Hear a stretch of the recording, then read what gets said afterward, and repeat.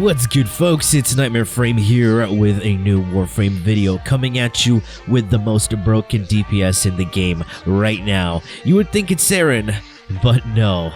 This girl takes the cake and she is Khora. Also, modding her is really simple. I'm bringing you a build that utilizes all of her abilities and is also able to dish out insane amounts of damage. Her main damage source comes from her Whip Claw, the first ability, which also happens to be a pseudo-exalted weapon. Basically, not a traditional exalted weapon, but an ability that scales from your power strength and equipped mods. And since Whip Claw is melee based, we get to use melee mods, the strongest weapon type. And this will bring us to a stat stick. Now, a stat stick for Khora can be any melee weapon, since this isn't going to be used as a traditional melee weapon, but a vessel that takes mods to boost Khora's Whip Claw. Meaning whatever bonuses you see when modding your stat stick, they will not translate to Khora's Whip Claw, as Whip Claw has its own stats. It deals an even distribution of impact, puncture, and slash, and has 25% crit chance, a 2x critical multiplier, and 25% status chance.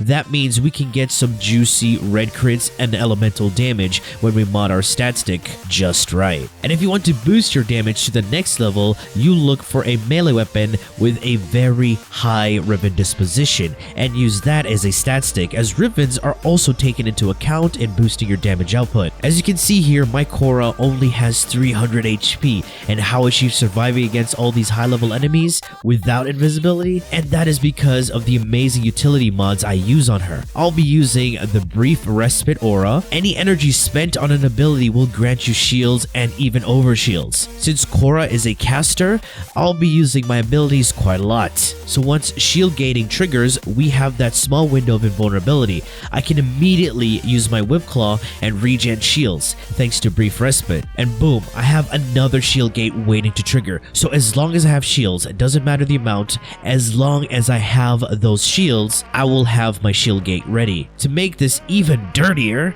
I will use Rolling Guard for the 3 seconds of invulnerability if I'm in a tight situation, making this squishy Warframe really hard to kill. But this means you have to keep on the move. Don't stand still. Alright, let's take a look at the build. In the aura, I have Brief Respite for the shield regen on energy spent on any ability cast. My range is at 250% with the use of Cunning Drift, Stretch, and Overextended.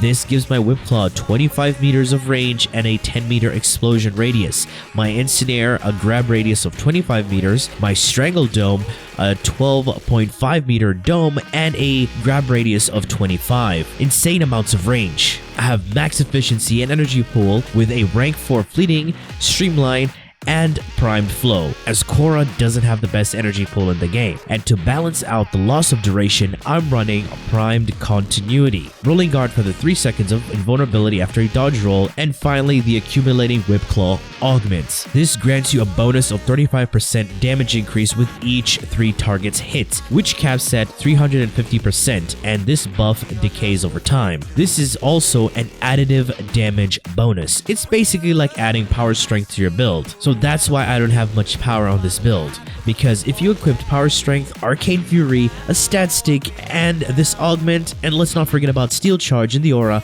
you will have diminishing returns, so you do not want all of that. For my focus school, I'm using Narrowmon, utilizing the Power Spike node, as her Whip Claw also scales of combo counter, and Narrowmon helps me maintain my combo duration. Instead of running out completely, it'll have the combo decay over time. For energy, I'm running Arcane Energize for the lovely energy regen on energy pickup. The second arcane doesn't really matter, and to add up on that energy regen, I run a death cube with its augment energy generator. You will never have any energy problems. And let's have a look at Venari, modded with damage, elements, survivability, and utility mods. It's a very easy build. If you're using viral on your stat stick, you can run sharpened claws so your Venari can help strip armor, but for this setup I left it out. Alright, moving on to the stat stick. As I said, you can use any melee as a stat stick. The weapon won't change anything on your build unless you want to use Riven. So that's when you look for a melee that has a high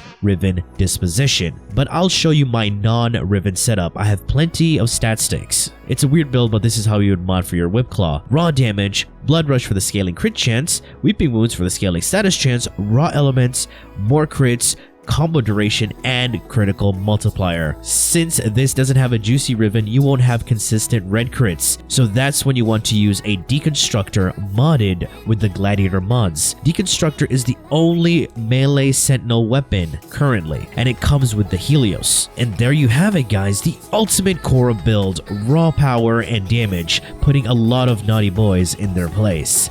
Alright folks, that has been it from me. I do hope you've enjoyed this video, and if you did, feel free to leave a like, share, and subscribe. For more Warframe content, streams, and so much more, do refer to the description.